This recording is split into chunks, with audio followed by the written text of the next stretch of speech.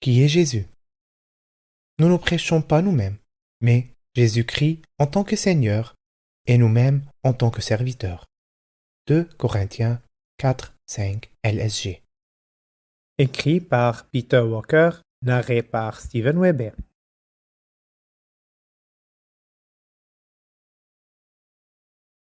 À vous, lecteurs, je dédie ce livre. Je vous remercie de m'avoir permis de partager avec vous qui est Jésus-Christ. Je n'ai reçu aucune instruction formelle sur la Bible, et je ne suis pas non plus très sûr de ma position à l'égard de nombreuses questions théologiques. Je suis, cependant, un disciple de Jésus, et j'aime les Écritures. Permettez-moi de partager quelques réflexions.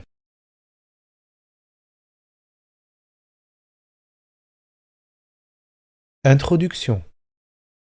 Si vous posez cette question, qui est Jésus? Vous êtes vraiment à un croisement merveilleux.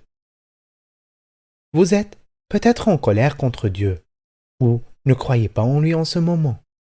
Ou peut-être que vous croyez en Dieu, mais que vous êtes blessé. Peut-être êtes-vous musulman, hindou, bouddhiste ou d'une autre religion. Ou alors, vous êtes dans un autre état d'esprit encore que vous n'arrivez pas à définir. Peu importe, chers voisins, où vous en êtes, le Dieu de la Bible, du premier au dernier livre, vous souhaite la bienvenue. Il vous implore même de demander qui est Jésus. Il se peut aussi que vous ayez en tas questions auxquelles que je ne peux ni répondre ni aborder.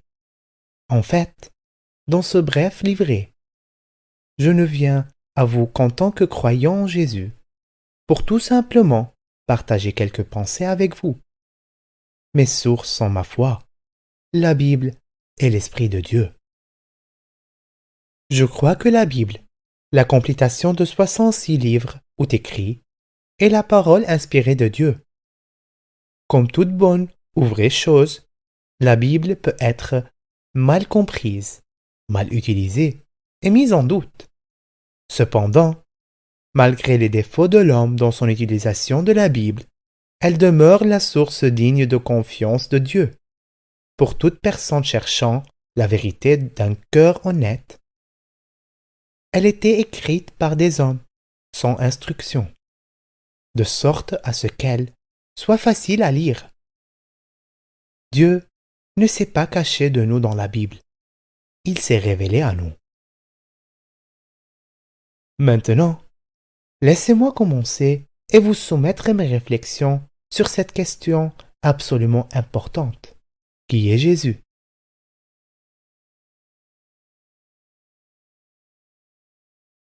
Qui est Jésus? La Bible nous enseigne que Jésus, qui signifie l'Éternel est Sauveur, est Dieu sous forme d'homme. Dieu a quitté le ciel afin de devenir un homme, pour que nous puissions connaître Dieu personnellement et nous connecter complètement avec Dieu. Jésus est Dieu dans la chair. Il est venu pardonner notre péché et nous donner la vie éternelle. Voilà qui est Jésus et pourquoi il est venu.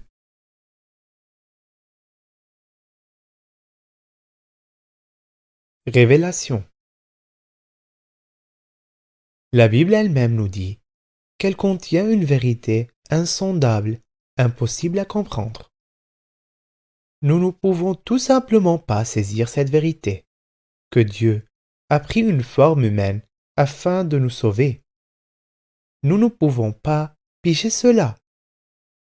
C'est trop grand pour nous. Oui, la Bible nous dit que cette vérité, une vérité tellement merveilleuse, n'a pas été faite pour entrer dans nos pensées. On nous dit que cette vérité de Dieu, Jésus-Christ, est esprit et vérité, et ne nous vient pas par une compréhension de notre cerveau, mais par une révélation à nos esprits, à nos cœurs. Si vous, comme moi et beaucoup d'autres, essayez de comprendre Dieu, ou de l'intégrer dans votre cerveau, il peut être très difficile de laisser nos esprits et nos cœurs prendre la place du conducteur. Mais vous savez, mon ami, que tout ce qui vous est précieux en ce moment dans la vie, amis, famille, joie, amour, paix, pardon, miséricorde, ces choses ne sont pas des vérités du cerveau, mais du cœur et de l'esprit. En fait, dans de nombreux cas, nous avons laissé nos cerveaux, notre compréhension, blesser ou endommager une vérité de cœur ou une relation. Avez-vous déjà laissé votre tête rejeter votre cœur et ensuite le regretter? Si Dieu s'insérait dans mon petit cerveau ou ma compréhension imprévisible, il serait certes un très petit Dieu. On nous dit à travers la Bible, Dieu est esprit, et il faut que ceux qui l'adorent en esprit et en vérité. Jésus lui-même a dit concernant ses paroles et révélations, « Les paroles que je vous ai dites sont esprit et vie. » Avez-vous senti la vérité de Jésus comme un défi pour votre cerveau, mais qui frappe à la porte de votre cœur?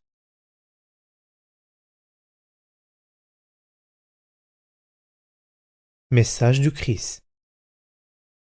Il est intéressant de voir comment Jésus a fait appel aux gens pour leur croyance.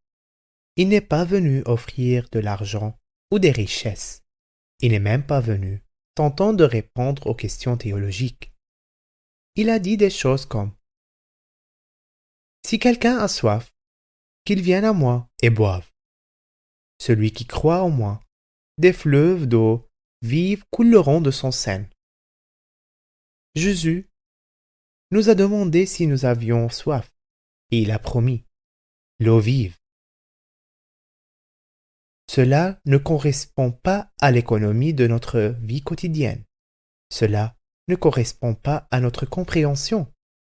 Et pourtant, ça tombe au fond de notre âme et semble répondre à notre besoin de quelque chose de plus. Cette question de Jésus, « Avez-vous soif ?» résonne-t-elle à votre âme? Ou par exemple, Jésus s'est tourné vers la foule et a demandé « Quelqu'un est-il fatigué ?» Puis il a promis un repos d'un autre genre.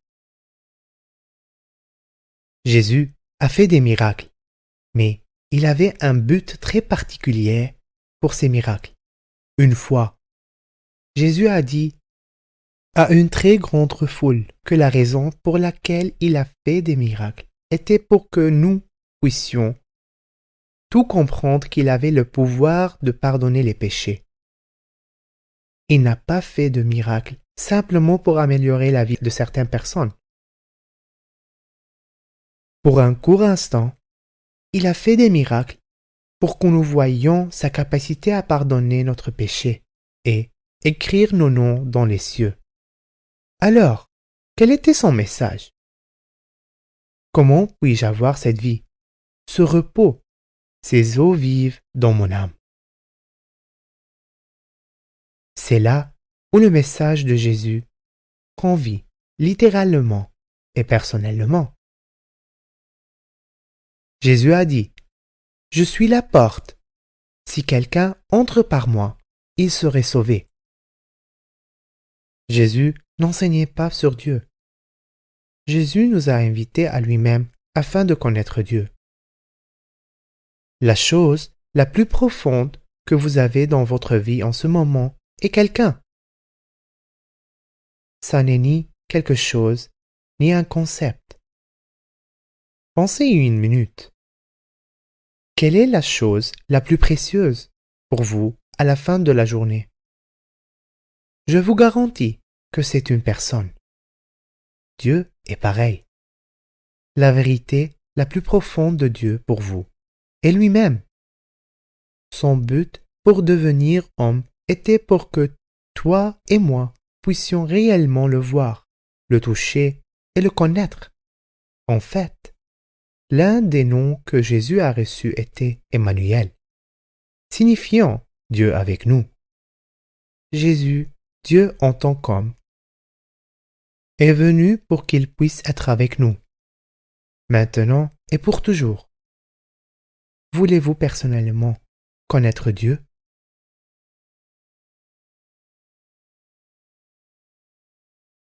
Croyance. Jésus nous défie de croire en lui. Ceci était une invitation quand il marchait avec nous. Et il pouvait le voir. S'il pouvait le voir, pourquoi mettons-nous les accents sur la croyance en lui? Deux choses me viennent à cœur à l'égard de cette question de foi. 1. Un vrai ami croit en vous. Avez-vous déjà eu un soi-disant ami qui n'est pas pour vous? Une personne vous voit, vous connaît et même vous reconnaît chaque fois que vous êtes ensemble. Cette personne possède une relation avec vous, mais ne croit pas en vous. Leur cœur est partiellement divisé quant à vous. Cette expérience dans une relation vous dit quelque chose? Jésus est venu, Dieu en chair et en os, pour être avec nous. Son nom même, Emmanuel, signifie Dieu avec nous. Jésus ne veut pas seulement que vous le reconnaissiez. Il est venu afin d'avoir une relation d'amour et de confiance avec vous. La confiance mutuelle est l'élément vital d'une véritable amitié.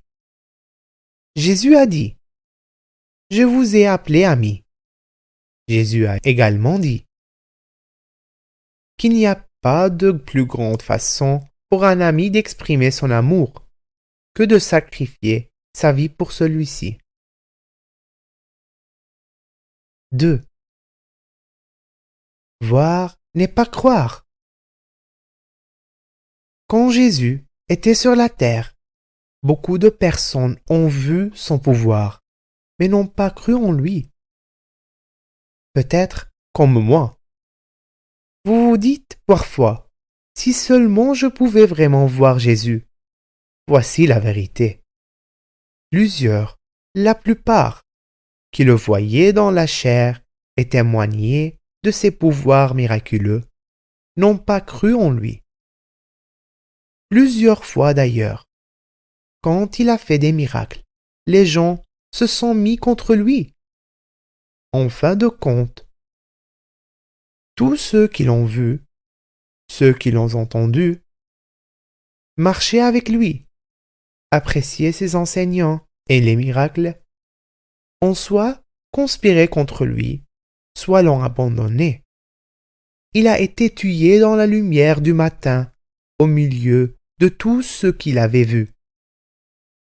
Jésus nous appelle donc à croire à la foi et non à l'aveu. Quand l'homme l'a vu, il l'a tué. Nous ne pouvons pas faire confiance pour suivre et être fidèles à ceux qui voient nos yeux. Nous serons peut-être loyaux pendant un certain temps, tout comme les disciples, mais à un moment donné, nos yeux, nos cerveaux, nos cœurs nous décevront et nous ne suivrons pas jusqu'au bout. Nous pourrons même nous retourner contre ce que nous avons vu et aimé auparavant. Jésus a dit à Thomas, son disciple, « Heureux ceux qui n'ont pas vu et qui ont cru. » Ici sur terre, Jésus veut que nous voyions avec les yeux de nos cœurs et croyions, c'est-à-dire que nous recevions, suivions, obéissions, adorions. Jésus veut une réelle relation avec vous, une amitié. Un jour, nous passerons de vie à gloire, où nos yeux ne seront purs et nos cœurs stables. Et nous le verrons face à face. Mais pour l'instant, l'appel est à la foi. Avez-vous l'impression de voir Jésus avec les yeux de votre cœur?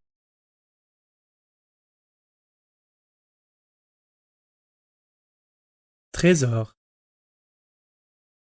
Pourquoi Jésus est-il difficile à voir et à croire? Pourquoi le monde entier n'entend-il pas parler de Jésus et croit? Quand je lis les Écritures, je suis étonné de voir comment Dieu fonctionne. Depuis le début de temps, malgré le fait que Dieu aime chaque personne de la même manière, certains connaissaient Dieu et d'autres l'inverse.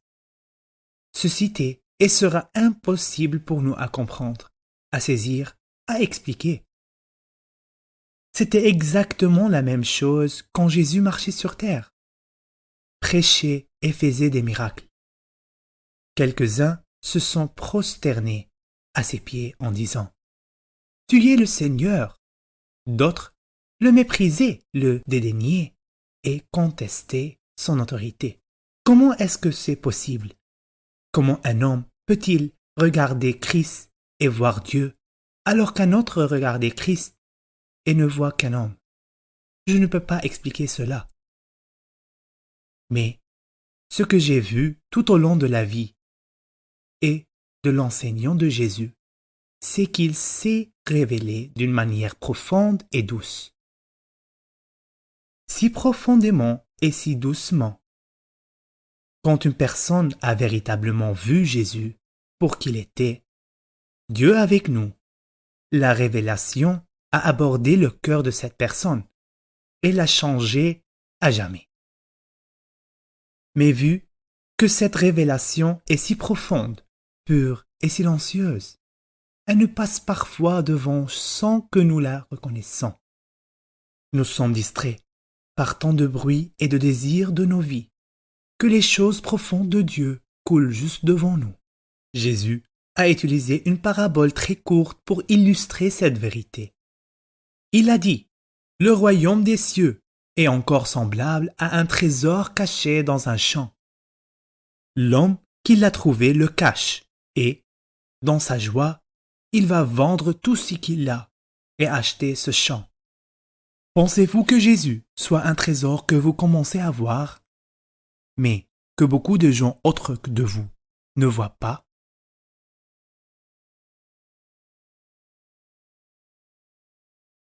Cent. L'histoire de Jésus est incroyable. On nous dit qu'en tant que Dieu, il est venu nous libérer de notre péché, de nos tâches. La totalité de nos péchés laisse généralement une trace de sang. Le sang, la source même de vie, coule là où il y a de la violence, l'abus, le malheur, la mort. Nous l'avons partout sur les mains, que ce soit directement ou indirectement. Nous vivons dans un monde construit sur l'esclavage et les abus, et nous avons tout soit fait couler du sang, ou consommer les biens volés qui a provoqué le sang d'autrui. C'est une vérité crue et inconfortable, mais l'effusion de sang est au cœur des ténèbres de notre monde et de notre séparation de Dieu. Du coup, Jésus vient et il veut nous libérer de ce péché et de cette obscurité. Du coup, Jésus vient et il veut nous libérer de ce péché et de cette obscurité. Il veut nous libérer du tort que nous avons subi et du mal que nous avons fait. Il veut guérir et restaurer chaque âme, chaque cœur et même la terre sur laquelle nous vivons. On nous dit que Jésus a ouvert la voie à cette rédemption et à ce pardon de manière incroyable et spirituelle. Jésus a pris notre péché dans son propre personne et dans son propre corps. Oui, il est mort avec. Un verset de la Bible le dit ainsi. Il a fait devenir péché pour nous. Je suis appris ma culpabilité et ma honte sur lui-même. Oui, il est mort avec. Étant mort avec mon péché, Jésus étant ressuscité de la mort, mais mon péché, il n'est pas revenu avec lui. Il a laissé le péché dans le tombeau. Pour ainsi dire, Jésus a pris mon péché, est mort avec, et n'est revenu qu'avec le pardon et une nouvelle vie pour moi. Un verset puissant de la Bible le décrit ainsi. Le sang de Jésus parle mieux que le sang de notre péché. Pour cette raison, quand nous croyons en Jésus et acceptons son pardon, nous sommes reconnaissants pour le sang de son sacrifice, pour le sang de Jésus. Voulez-vous être lavé par son sang? Esprit. Jésus est vivant. Il est physique et il est au ciel. Un jour, vous pourrez le rencontrer face à face.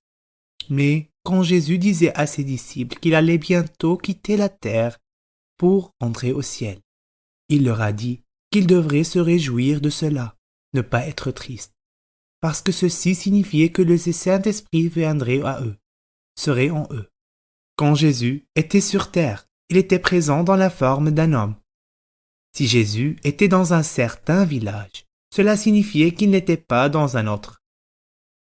Si Jésus mettait sa main de paix sur un homme, cela signifiait qu'il ne mettait pas sa main de paix sur un autre. Il était sous la forme d'un homme, et s'est donc limité à l'espace et au temps comme nous. Quand Jésus est monté au ciel, l'Esprit même de Jésus, le Saint-Esprit, était désormais versé sur toute la terre. Cela signifiait que la personne et la paix de Jésus pourraient être dans chaque village et sur le corps et la maison de toute personne, simultanément. Cela signifiait aussi que Jésus pouvait en réalité demeurer en nous, pas seulement marcher à côté de nous. Mais maintenant que Jésus a accompli sa mission sur terre, mourir et se relever, pour nous donner le pardon et la vie éternelle, il vit physiquement au ciel. Maintenant, nous nous connectons avec lui à travers le Saint-Esprit. Quand nous croyons en Jésus, il vient à nous par son Esprit Saint et demeure dans notre cœur, notre âme, notre esprit, Dieu avec nous. Voulez-vous croire à Jésus et accueillir son Esprit dans votre cœur et vie?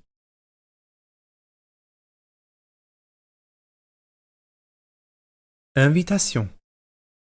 Jésus a dit, « Je suis la porte, si quelqu'un entre par moi, il sera sauvé. » Jean 10, section 9. Voulez-vous inviter Jésus dans votre cœur et vie maintenant? Ceci est une décision spirituelle, et en donnant votre vie à Jésus, vous aurez le pardon de vos péchés et la vie éternelle. Dès que vous connaissez Jésus, vous êtes sur une nouvelle voie qui est croissante jusqu'au milieu du jour. Proverbe 4, section 18. Voici comment vous pouvez maintenant traverser le pont qui va de la mort à la vie et connaître Jésus-Christ. Il y a 2 actions clés à faire. Je les ai mises ci-dessous. Et puis, j'ai écrit une prière que vous pouvez lire et prier sincèrement de votre cœur. 1. Repentir du péché. Vous devrez vous repentir de votre péché. Oui, c'est un pas difficile, mais que Jésus nous demande de faire. Vous devez décider dès maintenant qu'avec l'aide de Dieu, vous vous détournerez du péché de votre vie. L'amour de l'argent, la convoitise, la cupidité, la malhonnêteté, l'addiction, l'adultère, la pornographie, ainsi de suite. La repentance du péché est une décision du cœur qui devrait se manifester au fur et à mesure dans votre vie et votre maison. Il peut y avoir des choses que vous devez retrancher, communiquer, arrêter, céder. Si vous décidez maintenant de vous repentir et de vous retourner, ce qui signifie la repentance, vous allez dans la bonne direction pour l'étape suivante. 2. Foi en Jésus-Christ. Nous avons discuté ci-dessus de l'importance et de la vérité de la croyance et de la foi dans n'importe quelle vraie relation. Jésus nous appelle à croire en lui. Jésus nous appelle à prendre ce pas de foi et à déclarer à haute voix une déclaration de foi en lui. J'ai écrit une prière ci-dessous pour que vous puissiez vous l'approprier.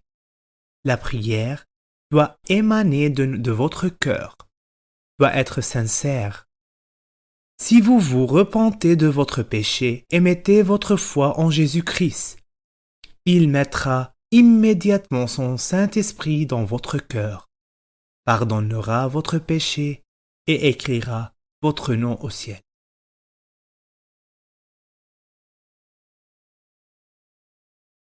Prière. Cher Seigneur Jésus, je te remercie de m'aimer. Je te remercie d'être mort pour mon péché. Je te remercie de m'avoir offert le pardon et la vie éternelle. Aujourd'hui, je me repens de mon péché et je mets ma foi et ma confiance en toi. Je te demande de pardonner mon péché et de verser ton Saint-Esprit en moi. Merci Seigneur de m'avoir pardonné. Merci Seigneur Jésus de m'avoir sauvé. Aide-moi maintenant à être fidèle et à te suivre tous les jours et de ma vie, jusqu'à ce que je te voie face à face. Au nom de Jésus, je prie. Amen. Nouvelle vie. Si vous avez fait ce pas de foi en Jésus, vous êtes sauvés, vous êtes pardonnés, vous êtes une nouvelle création.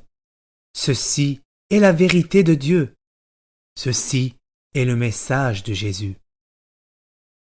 En tant que nouveau-né, croyant, il est vraiment important que vous commenciez à lire la Bible chaque jour et à passer quelques minutes dans la prière avec Jésus. Il est également très important que vous rejoigniez une bonne église chrétienne, afin que vous puissiez grandir dans votre foi et dans le soutien d'autres croyants. Si vous n'avez pas de Bible, je vous suggère d'en trouver une. Recherchez en ligne ou en librairie pour la Bible du Semeur, Parole de vie ou Louis II. Ce que je fais, c'est lire un chapitre par jour, peut-être commencer par le livre de Luc, et puis continuer à lire. Trouvez une bonne église, digne de confiance. Priez et demandez au Seigneur Jésus de vous mener dans cette décision. Demandez une recommandation d'église à chrétiens que vous connaissez et en qui vous avez confiance. Assurez-vous qu'aller à l'église une fois par semaine est une priorité, un sacrifice pour le Seigneur. Peut-être il faudrait changer certaines activités dans votre calendrier et même dans votre finance. Pour y arriver, le Seigneur vous honorera pour cela. J'aimerais bien avoir de vos nouvelles. Si vous avez fait ce pas de foi à travers mon site web, sur la page suivante, envoyez-moi un email et faites-le moi savoir. Je me réjouirai avec vous et prierai avec vous, pour vous. Sois béni mon frère, ma sœur, jusqu'à ce que nous nous rencontrions en personne lors d'une réunion de famille. Que Dieu te bénisse, te protège et te prospère au nom de Jésus.